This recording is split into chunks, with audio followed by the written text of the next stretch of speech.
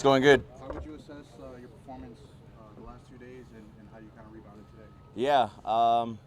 Well, yesterday's practice wasn't up to the standard that I know our offense can compete at, and it obviously starts with me. In particular, there were some ball placement deals that I didn't particularly like yesterday. I think yesterday was a lot better. There's still some things that, weren't up to par to our standard, but I think it was a lot better from an offensive standpoint. How hard on yourself do you get about ball placement? Mike mentioned that. How do you work on that? Yeah, I mean, I think I'm pretty hard on myself every time, whether it's throwing a ball where it needs to be or pre-snap operation. Guys aren't set, guys aren't where they're supposed to be. Because in order for the offense to function, we all got to be on the same page, and in order for us to execute at a high level, we got to do things at a high level. So I got to be hard on myself. Mike's a little different. Mike is always trying to encourage you and trying to keep you going. So for me, it's a little backwards, where I'm used to myself, getting hard on myself, and the coach getting hard on me too. Whereas I'm getting hard on myself, and he's trying to tell me, hey, it's gonna be okay. Like, we're only in May, we're only in June. There's a lot more time to grow, but What's that been like? it's been cool. It's been different. Like I said, I've never been around a coach like this, who's just extremely positive. Growing up, my dad's always been hard on me. My high school coach has been hard on me. Coach Saban's been hard on me. And all the coaches that I've had prior, they've all been hard on me. So he's hard, but he takes another alleyway, if you will, on kind of teaching and helping. He seems like he's very in tune. There was a quote yesterday in the story that came out where you said that you think we'll be able to push the ball downfield more as opposed to last year, because last year there just weren't really plays designed to do that. Can you kind of elaborate on that and maybe what differences you see with this offense? Yeah, if you've seen the third to the last play we had, I don't know if I could throw the ball downfield still, but by my account, I think that might have been a touchdown to Tyreek.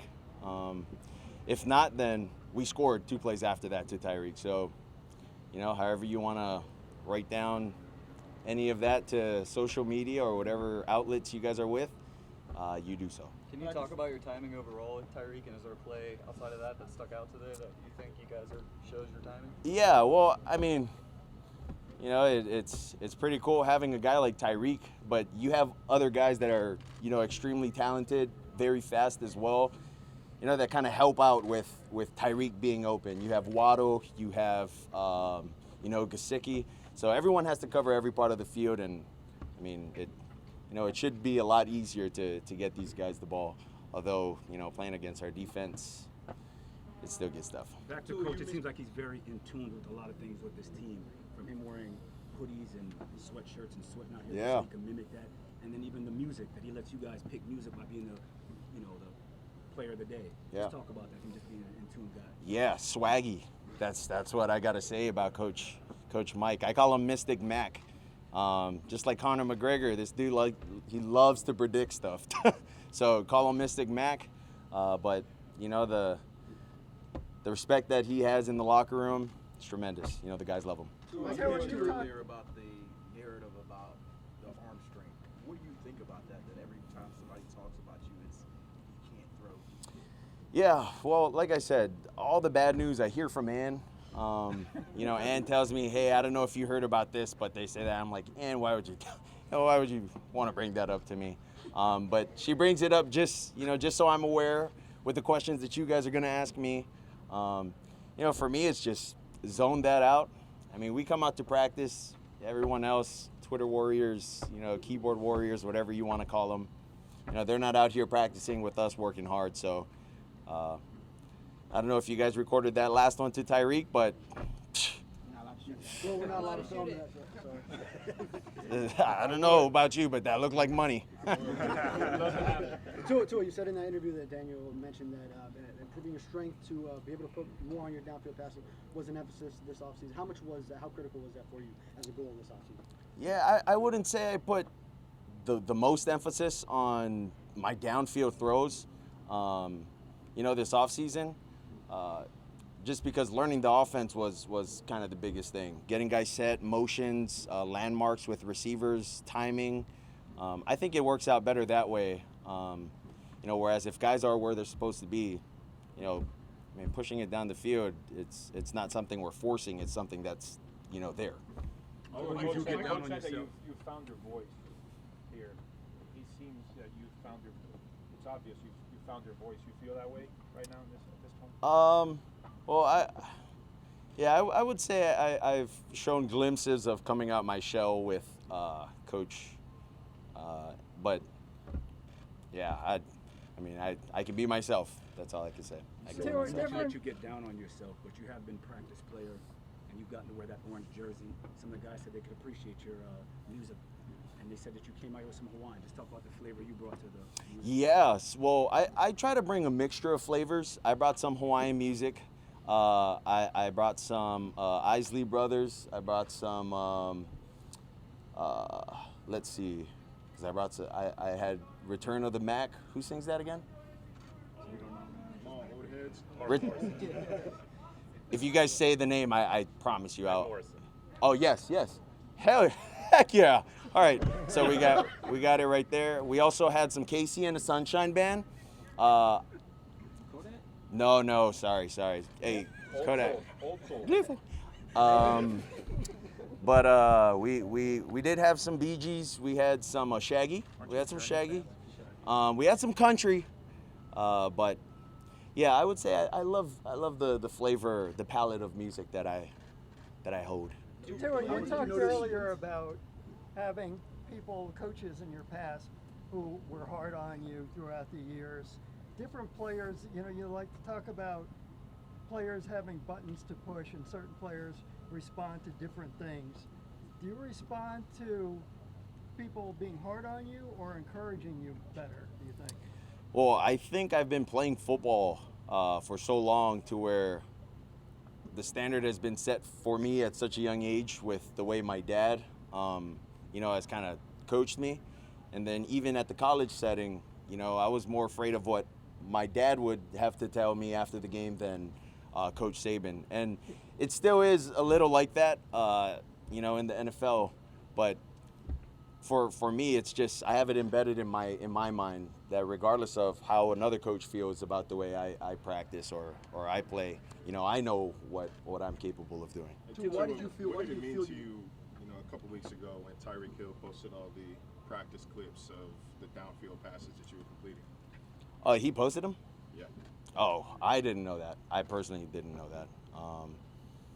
But were they on the money or? Like it. Like it, take it. What do you feel to you that letting your guard down? When did you notice maybe you needed to do that and you felt comfortable doing that, like Coach was talking about earlier? Yeah, that I would say that's just something that Mike would always try to get me to do is just open up to him in the hallway or in the meeting room. He just pop in when I'm lifting. He just want to chat. Every opportunity he got, and so I ended up opening up a little bit to him. But yeah, does that bleed into the way you are with your teammates, even the media? I mean, does any of that kind of all go hand in hand? I would say the way I am, the way I share things with him a little is sort of similar to the way I share things with the guys in the locker room. So the comfortability with him is getting pretty comfortable. Do you consider yourself guarded? Yes, I do. Why? I've always been like that ever since high school. Yeah, I'm just not one to, hey, we're friends after shaking hands. I got to really get to know you, really get to understand you, and feel comfortable. So. Would you say this is the most open you've been since you've been here? With the media, yes. Yes. Tua, what's it been like learning your third offense in as many seasons, and any fun study habits or anything that you've kind of perfected at this point just to learn the new terminology and those sorts of things? Yeah, I would say the study habits, I got a whiteboard at home that I just write down all the formations, I write down all the motions, and I have my brother or a family member or someone that's at my house, kind of tell me the formations, tell me the motions, and then I guess what I'll also do is I invite the guys over to my house, and we walk through plays, we walk through formations, and we barbecue.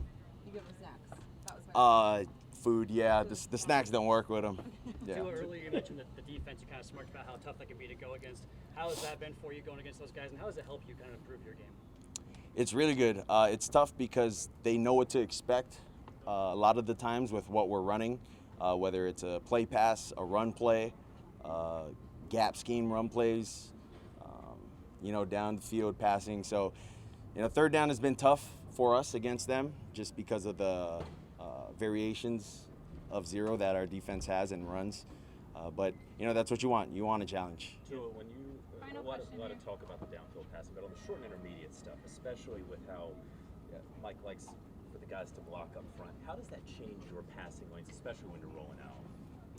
Yeah, it changes a lot of it changes a lot of what we do because we have full flow of the defense because we run the ball a lot with outside zone. We have inside zone, and then when you have guys coming back across, it's hard for guys to key their guys when they're also trying to read run.